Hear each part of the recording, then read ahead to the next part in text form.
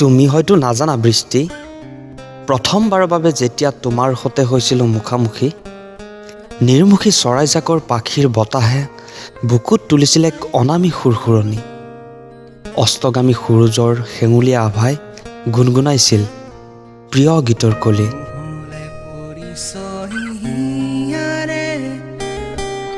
চিনাকি জানো কোনো হ'ব পাৰে, নহ'লে পৰিচয় হিয়াৰে। চিনাকি জানো কোনো হ'ব পাৰে। হিয়াৰ পৰিচয় নাছিল বাবেই চাগে আমাৰ বাবে আলহী হৈ ৰ'ল কত ফাগুন কত বসন্ত।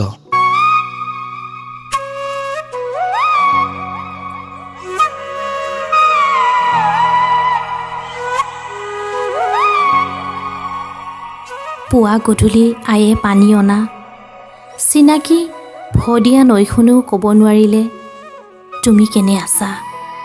কিদৰে বুজাওঁ তোমাক, পদূলিৰ তলসৰা বকুল শেৱালিৰ সুবাসত কেৱল তুমি তুমি নিৰ্যাস।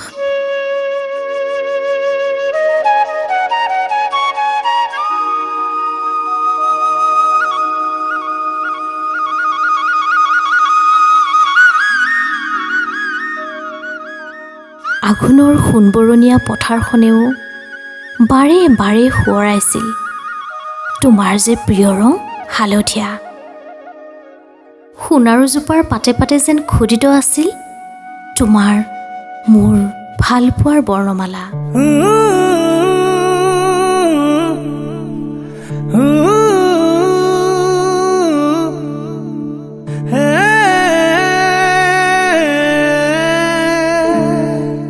আৰু চোৱা, সময়ৰ আচলত ধৰিয়েই শাওনীয়া পথাৰখন সোণবৰণীয়া।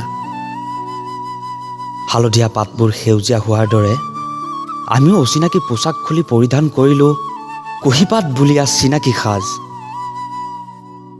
এইবেলি ফাগুনী পচুৱাজাকেও পলা শিমলুৰ কাণে কাণে কৈ ফুৰিছে তুমি হেনো কুশলে আছা, যিদৰে দান্তেৰ বাবে আছিল বিয়েত্ৰিছ। মাথো গধূলিৰ গৌবাটটো পোহৰোৱা গৰখীয়া ল'ৰাৰ সুহুৰিটোহে জানে তুমি যে মোৰ জীৱন চাকিৰ শলিতা।